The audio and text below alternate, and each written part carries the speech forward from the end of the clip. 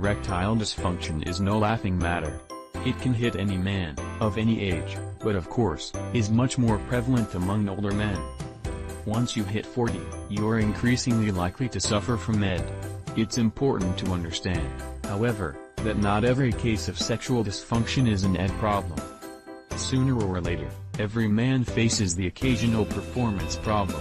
When it happens, you're going to feel bad about it. You're going to feel like a failure, and let's face it, like less of a man, but unless it's happening consistently and over a period of time, it's not ED. Here are some of the more common causes of erectile dysfunction. Diet, exercise, and lifestyle. The sad truth is that in a significant number of cases, erectile dysfunction is a condition we bring upon ourselves. Even when these things aren't the outright cause of ED, they're almost certain to be contributing factors that make your condition worse. This is a big, expansive category that covers a lot of ground, but in a nutshell, here's what you need to know. Eating lots of leafy greens, whole grains, oysters, watermelon, and blueberries, most any fruit will work, really, will help you give your body all that it needs to improve the quality of your erections, while cutting out processed foods, cigarettes and alcohol will provide further benefits. Add in a healthy dose of exercise at least 3 times per week, and you're well on your way to better sexual health. The meds you take. You've almost certainly seen various medications advertised on TV. The funny part about those ads is that they spend almost as much time talking about the side effects of their latest wonder drugs as they do about its supposed benefits. Unfortunately, many of the drugs on the market today that are designed to treat various conditions, have side effects that include the degradation of male sexual performance. The most common of these are blood pressure medications, but there are many others.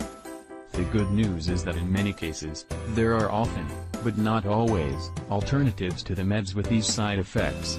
If that's the case, your doctor can prescribe you an alternative to help alleviate the problem.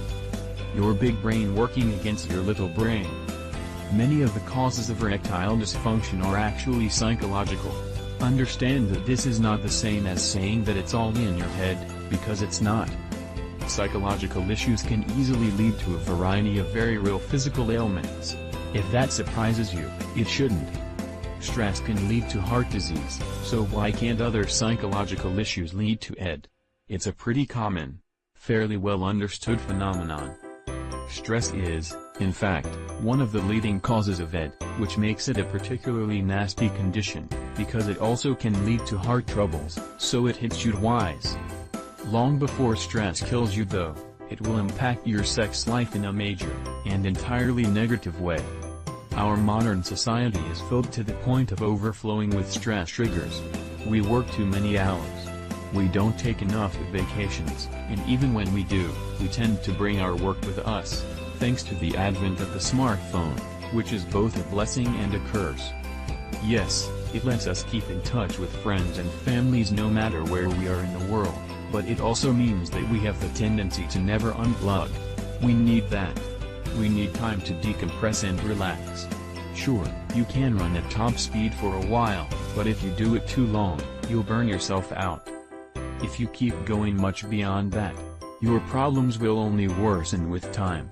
Why would you want to do that to yourself? It simply makes no sense. Depression. Depression is another common cause of ED, and let's face it, when you're depressed, sex is about the last thing you're thinking of. Stress is a particularly nasty cause of ED, because most of the antidepressant medicines available only make ED worse. Depression is insidious on another front as well, because it's easy to get caught in a negative, self-reinforcing feedback loop trap. What we mean by that is that when you're depressed, your self-esteem is, by definition, low. If you try to have sex, your low self-esteem may lead to performance issues. Then, when you fail to perform sexually, it lowers your self-esteem further, which makes future sexual performance issues even more likely. Once you're caught in that trap, it can be notoriously difficult to get out of it. One thing you'll note that isn't on the list is performance anxiety. That's because while performance anxiety can lead to a lack of sexual performance in certain specific situations, these are generally isolated. one-off events.